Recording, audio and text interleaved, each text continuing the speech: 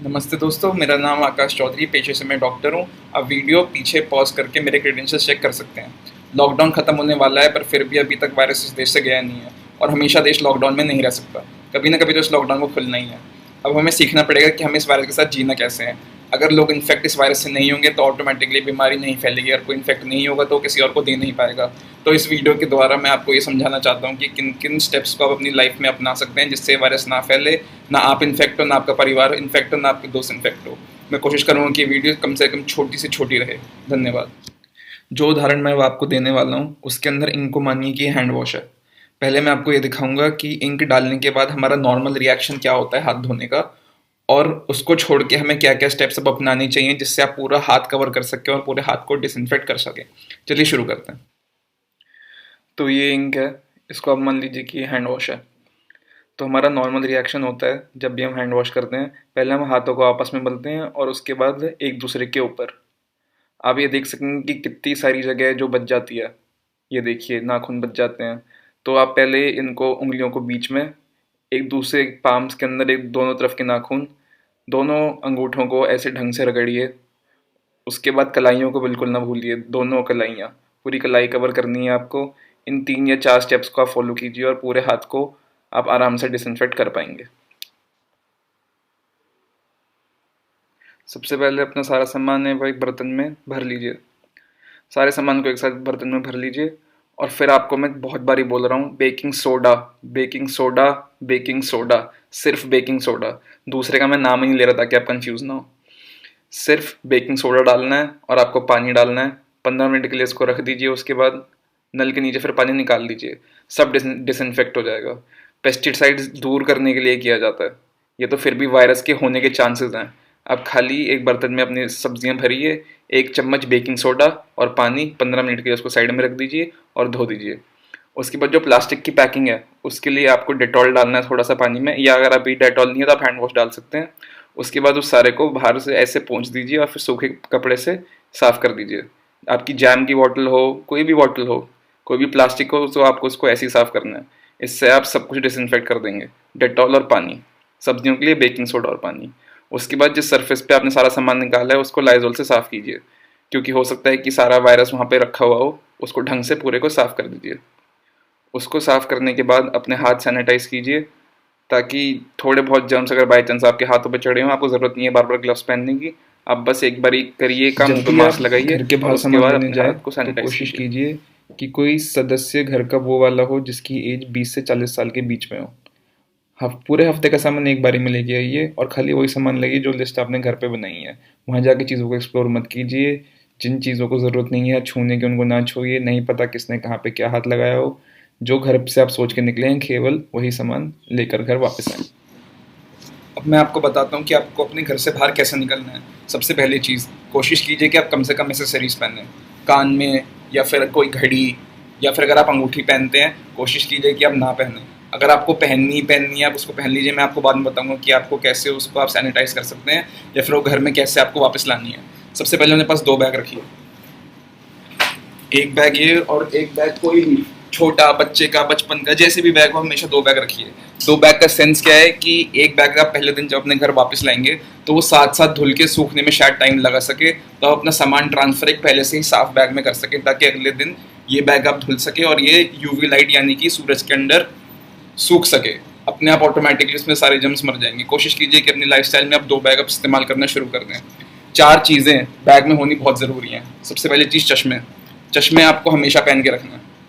दूसरी चीज़ है मास्क। अभी से आप प्रैक्टिस करनी शुरू कर दीजिए। घर पे मास्क बांध के और 10-10 मिनट, 15-15 मिनट बैठने की कोशिश कीजिए कि आप मास्क को घर पे रखें और इसमें सांस लेने की प्रैक्टिस करते दीजिए, क्योंकि शुरू शुरू में बहुत दम घुटता है। भाई बहुत टाइम से आप घर पे आपने मास्क लगाना शुरू नहीं किया है, तो इसमें थोड़ा टाइम तो लगेगा इसको अडाप्ट करने में, पर आप इसकी प्रैक्टिस शुरू कर दीजिए। मास्क, मास्क, चश्मे और सैनिटाइज़र, ये तीनों चीज़ें आपके बैग में हमेशा रहेंगी।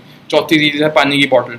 हमेशा पानी की बॉटल आप हमेशा अपने साथ रखें, किसी और की ना लें, शेयर ना करें। कॉमन प्लेस या फिर वाटर कूलर के पास जाके पानी ना पिएं।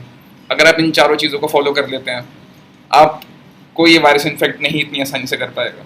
अगर आपको मास्क कैसे बनाना है, मास्क के लिए मटेरियल कौन सा चाहिए, 2 चीज़ें हैं। एक टी शर्ट है 100% कॉटन, यानी कि 100% कॉटन, या फिर दूसरी होती है ब्लेंडेड कॉटन, 60% कॉटन। अगर आपने 100% कॉटन ले रखी है तो आपको उसके अगर आप मास्क बना रहे हैं, आप मास्क उनके ही बनाइए।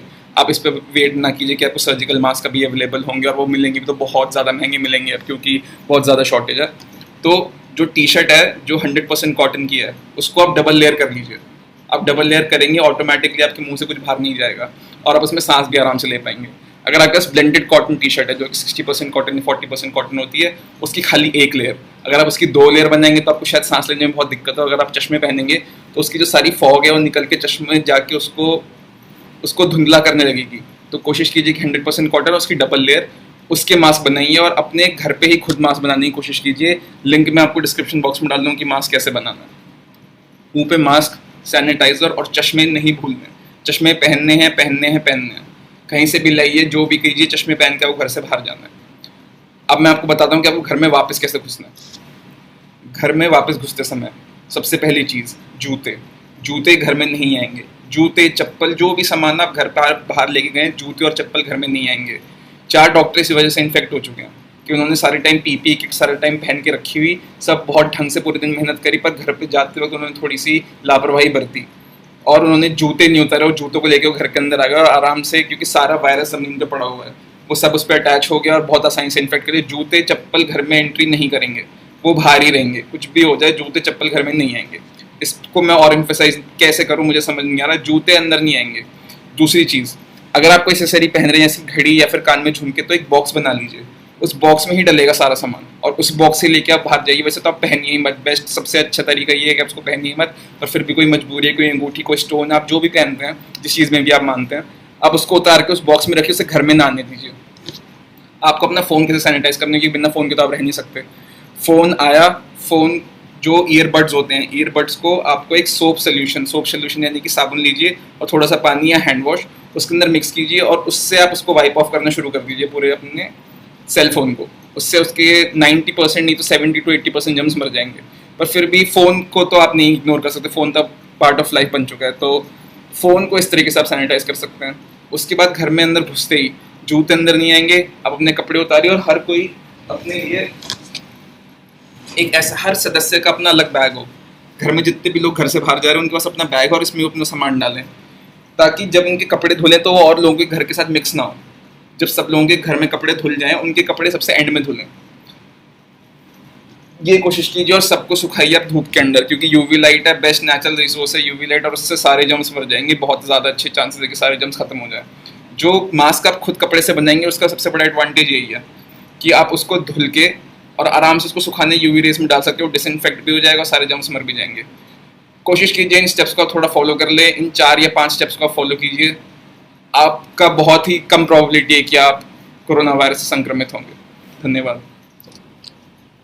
कोशिश कीजिए कि इस वीडियो को आप बार बार ही देखें और इसको आप अपना सेकंड नेचर बना लें, कि आपको सोचना ना पड़े कि आपको क्या करना है। आप इसको बार बार देख के इतना रट लीजिए कि ऐसे घर में घुसना है, ऐसे बाहर आना है, ऐसे सामान को साफ करना है, और ज़्यादा से ज़्यादा लोगों को ये वीडियो शेयर कीजिए। जब तक सब सावधान नहीं होंगे तब तक ये बीमारी ऐसी बढ़ती रहेगी। आप जिनके अंडर काम करते हैं या आपके अंडर कोई काम करता है, नाई, दर्जी, आप जहाँ से सामान खरीदने जाते हैं, कोई भी हो, कैसे भी लोग हों, उन सबको आप प्लीज़ ये वीडियो ज़रूर शेयर कीजिए और इसको याद करते रहिए कि कैसे आपको सावधान रहना है, तभी इस वायरस से लड़ा जा सकता है। जय हिंद, बेस्ट ऑफ लक।